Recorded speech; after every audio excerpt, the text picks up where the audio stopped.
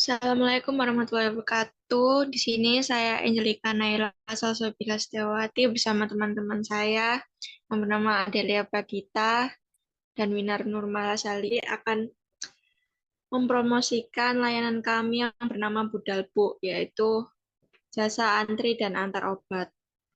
Berikut ini adalah ide bisnis kami, yaitu Budalbu. Berangkat untuk delivery-in dan antriin langsung buat kamu. Tagline kami yaitu kamu di rumah aja menanti biar kita yang antri. Berikut ada logo Budalbu. Alasan berbisnis ini yang pertama adalah ojek online tidak menyediakan fungsi antri dan antar obat. Yang kedua, aplikasi lain seperti Halodoc atau apotek online atau e-commerce tidak semuanya bisa kirim instan hitungan jam. Yang ketiga, jasa personal shopper obat-obatan masih belum terlalu banyak. Yang keempat, tidak semua rumah sakit memiliki jasa antar obat. Yang kelima, keresahan pasien yang dalam kondisi khusus sedang tidak memiliki keluarga dan kerabat untuk antri dan tebus obat. Yang keenam, para karyawan dan ibu tidak memiliki waktu untuk antri dan tebus obat. Berikut adalah tata cara penggunaan layanan. Yang pertama, pasien setelah periksa ke dokter dan mendapatkan resep, dapat WhatsApp dan DM IG kami, dan akan kami tebuskan. Yang kedua, obat tanpa resep juga dapat kami tebuskan. Yang ketiga, delivery obat ke tempat yang diminta pasien atau keluarga pasien. Yang keempat, bayar bisa cash atau QRIS. Yang kelima, pembelian atau order lebih dari 2 kali dapat cashback 5% dan dapat diskon ongkir. Strategi pemasaran kami yaitu yang pertama, bekerja sama dengan pihak rumah sakit dan apotek untuk mempromosikan jasa kami via medsos, instansi, atau dengan sistem bagi hasil. Yang kedua, membuat media sosial IG, TikTok, dan lain-lain untuk promosi. Yang ketiga, membuat website pemesanan jasa kami. Yang keempat, membuat WhatsApp bisnis untuk pemesanan dan secara bertahap membuat aplikasi di Google Play Store dan App Store. Hambatan atau kendala yang kami yang pertama, negosiasi dan lobbying dengan pihak rumah sakit dan apotek. Yang kedua, promosi yang harus ekstra karena jasa masih awam. Tabel analisis aspek positif. Yang pertama, menghemat waktu. Yang kedua, pengiriman yang aman dan cepat. Ketiga, pembayaran yang mudah. Keempat, layanan yang efektif. Kelima, biaya pengiriman yang kompetitif. Keenam, efisien. Ketujuh, akses yang mudah untuk membeli obat. Kedelapan, mempertimbangkan kenyamanan pengguna. 9, mampu menciptakan kesediaan lapangan kerja untuk banyak orang. 10, antar obat sesuai alamat yang dituju. Analisis aspek negatif. Yang pertama, banyak orang yang langsung ke tempat pembelian. 2, banyak orang yang kurang paham akan pelayanan lewat aplikasi, terutama lansia. Yang ketiga, kurangnya perhatian masyarakat terhadap layanan ini. Selanjutnya, analisa konsumen dengan segmentation, targeting, dan positioning. Nah, untuk segmentation, kita akan yang diterapkan dalam bisnis kami atau layanan kami, kita menggunakan 4 jenis, yaitu yang pertama, segmentation berdasarkan demografis, yaitu mempertimbangkan faktor seperti usia, jenis kelamin, etnis, status pernikahan, dan pekerjaan. Selanjutnya, segmentasi berdasarkan geografis, yaitu berdasarkan lokasi geografis seperti negara, di provinsi, di kota, maupun di desa. Selanjutnya ada segmentasi psikografis, yaitu menggali lebih dalam tentang target pelanggan, termasuk gaya hidup, hobi, dan preferensi mereka terhadap tren. Selanjutnya segmentasi perilaku, yaitu mendasarkan pada kebiasaan konsumen dalam membeli dan menggunakan produk, termasuk tingkat loyalitas dan manfaat yang dicari. dari keempat jenis segmentasi pasar tadi, akhirnya kita dapat dalam bisnis ini kita dapat menentukan calon konsumen yang kita targetkan atau target pasarnya. Nah, kriterianya kita bagi menjadi berikut. Yang pertama yaitu jenis kelaminnya, yaitu kita bagi segmentasinya yaitu pada laki-laki dan perempuan. Kemudian untuk status pernikahannya dibagi dua, yaitu lajang dan menikah. Usianya kita bagi dua juga. eh, Usia anak, yaitu bayi sampai remaja, kemudian dewasa sampai dengan lansia. Selanjutnya pekerjaan juga kita segmentasikan, kategorikan menjadi dua, yaitu freelance atau work from home, dan yang kedua work from office. Kemudian untuk tingkat pendapatan juga kita bagi menjadi tiga, yaitu tingkat pendapatan atas, menengah, dan tingkat pendapatan bawah. Untuk tempat tinggal kita juga, atau geografis kita juga bagi menjadi dua, yaitu pada perkotaan dan perdesaan. Dan yang terakhir, gaya hidup dalam berbelanja juga kita bagi menjadi dua, yaitu berbelanja secara langsung atau offline, atau kecenderungan berbelanja online. Nah, dari tabel segmentation tadi, kita menentukan target pasarnya, yaitu untuk jenis laki-laki kita menentukan target pasar kita adalah perempuan, karena perempuan cenderung tidak suka menunggu dan mengantri dalam waktu yang lama. Kemudian kita akan memilih segmentasi status pernikahan, yaitu pada menikah, karena menikah itu otomatis waktu yang dimiliki itu terbatas. Selanjutnya, untuk usia kita memilih target pasar di dewasa sampai dengan lansia usianya, karena usia dewasa cenderung memiliki waktu yang terbatas, sedangkan usia lansia cenderung dalam kondisi keadaan yang kurang sehat. Dan tidak mungkin juga untuk mengantri dalam waktu yang lama. Untuk pekerjaan kita menargetkan pasarnya pada work from office, yaitu di mana kesibukan pekerjaan mereka tidak memungkinkan untuk menunggu dan mengantri dalam waktu yang lama. Selanjutnya, pendapatannya akan kita targetkan pada level menengah sampai dengan atas, karena jasa ini biasanya digunakan untuk kalangan level tersebut.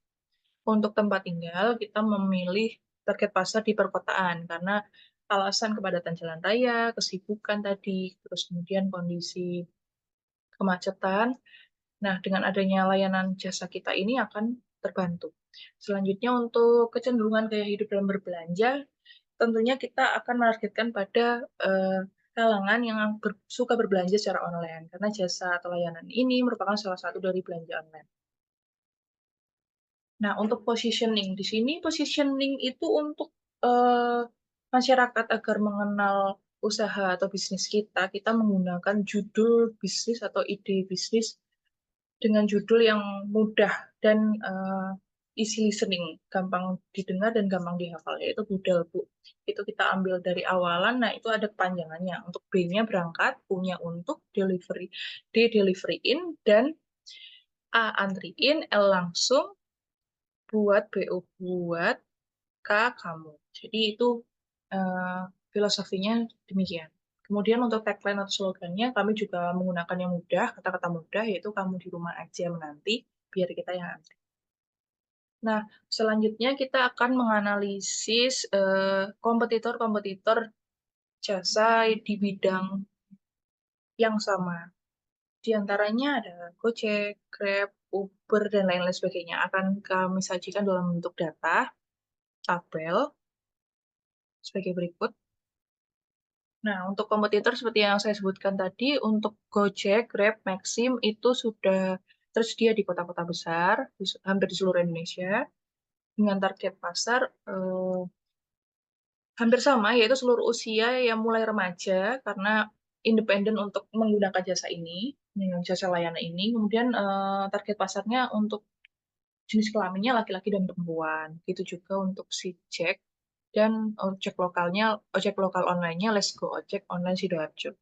Nah, untuk variasi layanan jasa yang mereka tawarkan hampir sama. Intinya adalah mengantar jemput penumpang, kemudian mengirim barang, dan membeli antar makanan yang sudah terdaftar dalam merch mereka atau layanan mereka. Kemudian untuk harga layanan bervariasi mulai dari 1.500 sampai dengan akumulasinya.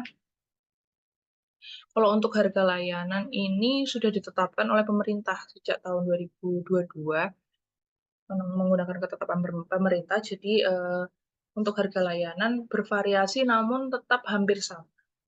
Nah, perbedaannya dengan bisnis kita yaitu dari usaha-usaha yang ada atau layanan jasa kompetitor yang ada itu tidak ada jasa antri dan tebus resep di apotek atau klinik obat. Nah, mereka tidak menyediakan jasa tersebut. Mungkin ada di Let's Go Ojek Online Sidoarjo atau ojek lokal, namun kita juga belum tahu biayanya karena mereka nggak spesifik, hanya spesifiknya mengantar jemput. Selanjutnya, bisnis model kanvas. Yang pertama ada K-Partners. Kita bekerja sama dengan RSUD, apotek, dan juga klinik. Untuk activities-nya, kita menerima pesanan obat dari pelanggan, mengambil obat dari apotek, mengantarkan obat ke alamat yang ditentukan, dan melakukan pelacakan pengantaran obat. Yang selanjutnya, value proposition, yaitu kita menyediakan akses yang mudah dan cepat bagi pasien untuk mendapatkan obat-obatan yang mereka butuhkan. Yang selanjutnya, customer relationship. Yang pertama, akan mendapatkan diskon members. Yang kedua, pelayanan yang ramah dan responsif. Ketiga, komunikasi yang jelas dan transparan mengenai status pengantaran obat. Dan yang terakhir, penanganan keluhan dan masukan pelanggan dengan baik. Untuk customer segment kita bisa dijangkau oleh pasien BPJS maupun non-BPJS, meliputi umum, karyawan, dan juga pensiunan.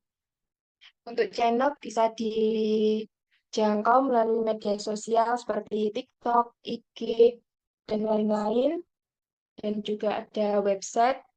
Dan yang terakhir ada WhatsApp bisnis. Untuk kayak resource, ada armada pengantaran berupa motor atau mobil, dan tenaga pengantar yang terlatih. Selanjutnya, konstruktur, ada biaya operasional armada pengantaran, dan gaji pelatihan tenaga pengantar. Dan yang terakhir, revenue stream, biaya pengantaran obat yang dibebankan kepada pelanggan, dan potensi kerjasama dengan rumah sakit, klinik, dan apotek untuk pembayaran jasa pengantaran. Untuk value proposition design dari segi pelanggan, untuk gains-nya, pelanggan dapat dengan mudah dan cepat mendapatkan obat yang mereka butuhkan tanpa harus keluar rumah, pengantaran obat yang efisien, penghemat waktu, dan tenaga pelanggan untuk pergi ke apotek, merasa aman dan yakin bahwa obat yang diterima adalah asli dan disimpan dengan baik selama pengantaran, penanganan profesional dan rapi dari pengantar obat, dan juga pengiriman obat sekaligus dengan resep dan informasi penggunaan. Untuk customer job, pelanggan dapat mendapatkan obat dengan mudah, menjaga kesehatan dan kualitas hidup, mengurangi stres dan tidak perlu khawatir tentang ketersediaan obat atau pergi ke apotek, mendapatkan informasi dan konsultasi yang akurat mengenai penggunaan produk dan masalah kesehatan. Untuk pains, keterbatasan mobilitas, ketidakpastian stok obat, dan keterlambatan pengiriman. Yang selanjutnya, gain creators, ada efisiensi waktu, pengantaran obat yang cepat dan tepat waktu menghemat waktu pelanggan. Yang kedua ada kenyamanan, menyediakan pengalaman pengiriman obat yang mudah dan nyaman tanpa harus keluar rumah.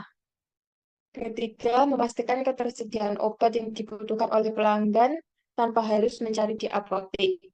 Dan yang terakhir, menjamin keaslian dan kualitas obat yang dikirimkan. Selanjutnya, produk and service. Yang pertama ada pengiriman cepat. Kita menyediakan layanan pengiriman obat yang cepat dan dapat diandalkan. Yang kedua, pemesanan online yang memungkinkan pelanggan untuk memesan obat secara online melalui situs web atau aplikasi atau WhatsApp bisnis. Yang ketiga, pemilihan pengiriman yang fleksibel.